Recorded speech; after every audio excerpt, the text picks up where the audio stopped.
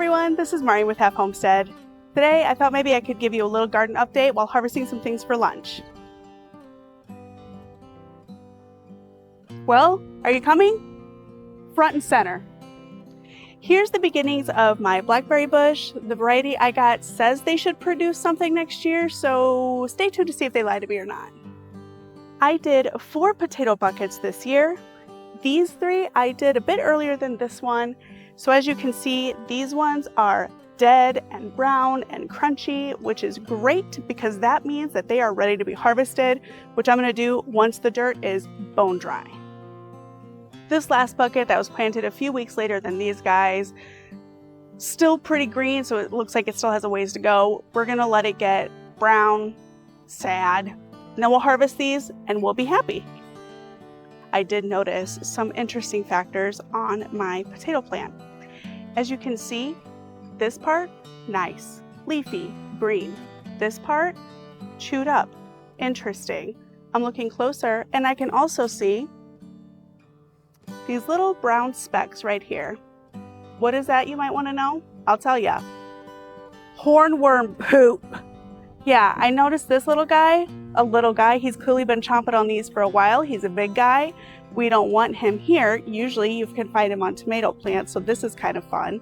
So what I'm going to do is I'm going to chop off this part that he's on. If I had chickens, he'd be a chicken snack. But right now we're just going to throw him in the fire pit, and either he's going to burn up at a later time or he'll munch on this and crawl away. Who knows?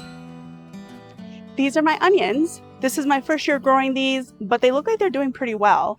Once the tops turn yellow and the base gets soft and they flop over, that's when I know they'll be ready to harvest.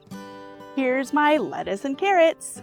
I'm going to harvest the rest of my lettuce because it's getting really tall and thin, which means it's going to be bolting. Bolting is when your vegetation turns to seed. It flowers first and then it goes down to seed. If I let them stay in the ground for too much longer, they are going to be too bitter to eat. And with that parasite going around, I want to enjoy as much of my own lettuce as I can. Aren't they beautiful?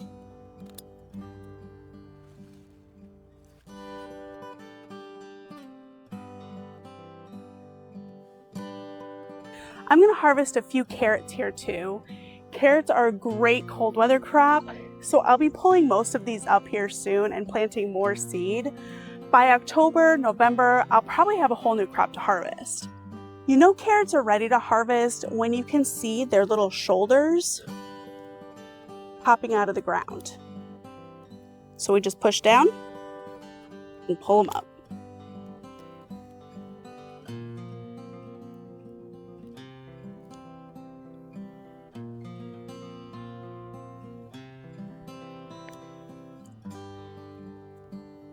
They're never going to be perfect, and that's okay.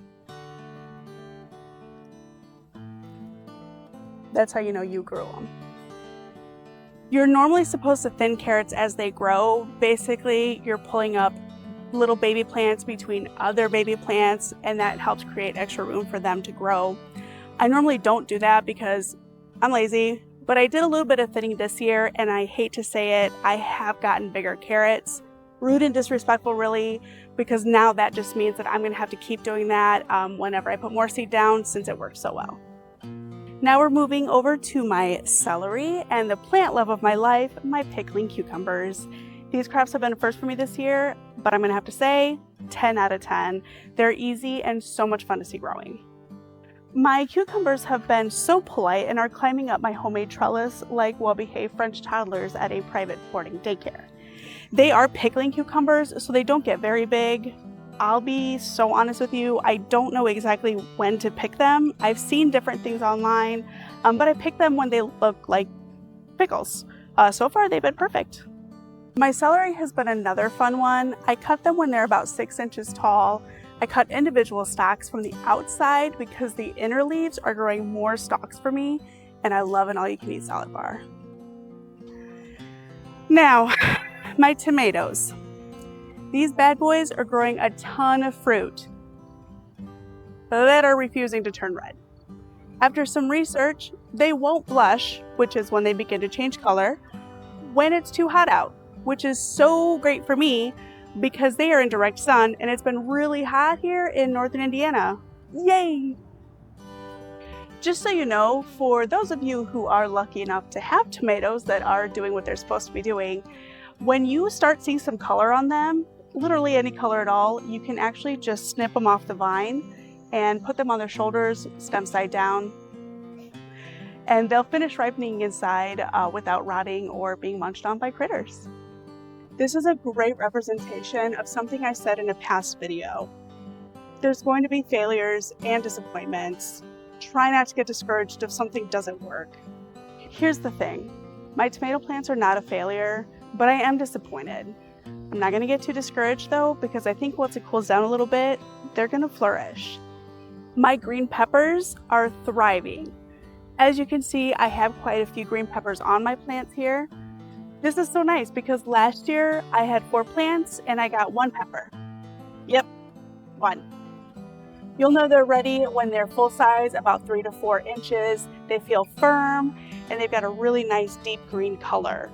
My peppers are California Wonders, so if I leave them on the plant to fully mature, they'll turn red and much sweeter. Okay, well, I have all the makings for a really colorful, healthy, filling salad for dinner.